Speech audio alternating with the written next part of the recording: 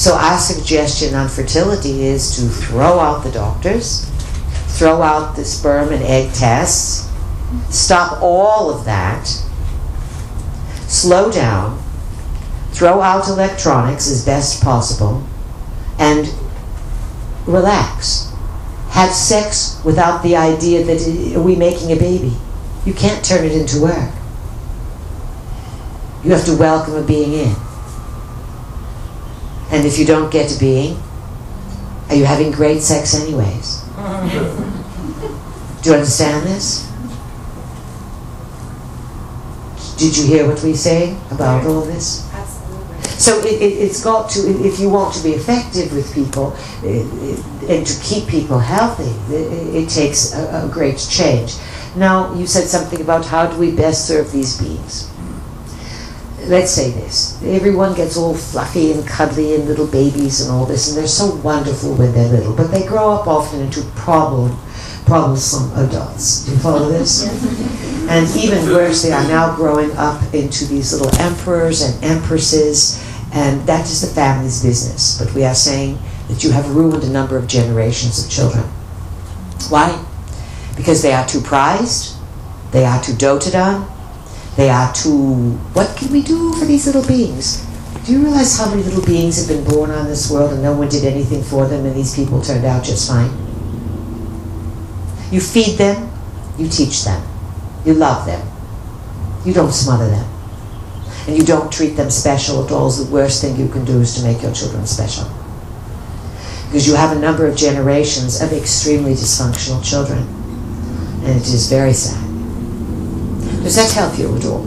Yes, thank you. All right. Anything else you wanted to ask us? Do you, from your perspective, believe that, can you tap into anything that I'm missing? Because what you just spoke of, I'm very familiar with, and Good. so I appreciate that. Good. But can you tap into a vibration that I may be missing out or that's hidden from me that I'm not? If we do, we'll let you know. If we come back through it, if we've said something, we'll weave it into the evening. But if you know all we said, then that's pretty tough ground to hold it, and you will be very successful. All right? Thank you. Over the long term now. Don't look for success tomorrow afternoon. We are talking that once you turn out and you 20, 30 years down the road, 40 years down the road, you will say, I was true to myself. And the people that you guide to in this way will live very different and fruitful lives. So this is good. Who has a question, please? I do. Yes, you are? Susan? Susan. I'm finding that, well, about 2 years ago, I, on a few levels, made a decision to leave the normal line of work, commuting to the city and working in a law firm, that kind of thing. And So 2 years ago you decided to leave a mainstream job. A mainstream job, yeah, and actually my body kind of cooperated, and I qualified for a level of disability that I was kind of surprised with, and it sort of continued, contrary to my expectations, as I detached from mass consciousness. And I kept, envisioning, independence and inspiration and opening to new energy. So what's your question, please? Well, my question is, now I've gotten to this place where I kind of feel like I've created so much freedom that I don't really know what to do with it all. And I would really, I have a feeling that I'm here for a purpose, and I feel kind of embarrassed about not knowing how to figure out how I want to direct my creativity and my energy. So do you think that you have been sort of, a floater? Didn't you direct your creativity before to be what you were? Yes. And so where creativity is best satisfied is from desire. And it is a problem among people when they create and then the bases are covered. And the gods have the same problem. They create, the bases are covered. What to do now? We're bored. The rent's paid. There's food. When the bases are covered, it can be very challenging. And that is why sometimes people who don't have the bases covered and are poor, they can make babies and they can have goals and they can have life because they're striving for something. Do you understand? I do, yeah. They're striving for something. So it has been shown that as people become more secure, more affluent, more educated, when food is there everywhere, they start to lose their vitality.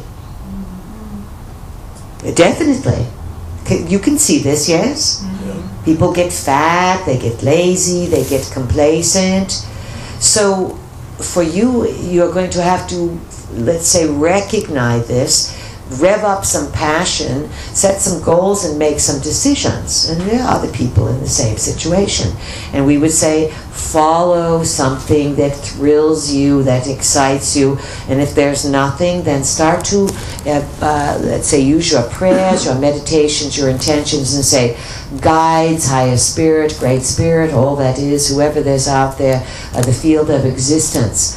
I am yearning to have greater significance, meaning, fun, adventure, work. I want it now. Put that out there. You'll get something. You understand? Put some passion behind it. I have one more question. All right, go for it. Yeah, this is embarrassing to admit too, but Why do you pre-qualify, just as curiosity, to ask? You don't have to answer, but why do you think you have to apologize or say it's embarrassing for what you have done in life? Don't answer it. You don't need to answer us. We are asking you to think about this for days. Okay. Why would that be the way you would introduce yourself? There's beliefs around it. Yeah. Yeah, of course. And those beliefs have to do with why you are stuck. But go ahead, ask a question now, please. How do I create a relationship that works? Well, that right away is it's like a universe, multiverse. How do I do this? I want it. Now listen to yourself. And first of all, you know how many people want a relationship and never create one? Because perhaps it's not your destiny. Perhaps you'll never be satisfied with what comes your way. It's not as if for each person there's a princess and a prince sitting in the closet somewhere and all you have to do is get the right intentions and that person pops out of the ether into your life. It may be your destiny to not be in a relationship. Are you okay with that? Yeah. What if you never create a love relationship in this lifetime? Can you proceed? Are you waiting for a relationship to fulfill you, so that's why you're not doing anything? Who do you live for, yourself or for someone else? You don't have to answer these questions. We ask them to all of you because you all have similar questions about things. You want. And of course you want. You are in the body. And love is something very important in the body. But first you have to love yourself. And you cannot think that you will be fulfilled by love. Or perhaps when you are 18, you can think that you are fulfilled by love. It drives you to have babies and to step into some idealism for a while. But you've been there and you've done that. Love yourself first. Make your life the best life that you possibly can. Make it rich. Make it fulfilling. Whether you are baking cupcakes or picking grapes. Enjoy what you are doing. Look for the spirit, the vitality within it. And remember that all too soon you will all be finished with this earth plane. Whether you live 50, 60 decades more or not. And when you are finished, you will see what in a rush you were. And how the simplest things you forgot to take pleasure in them. So that is our suggestion to each of you. If you want something, and you want that love, love yourself first. No matter who you want that love from, whether it is a lover, family, whatever. Love yourself first. Be the source.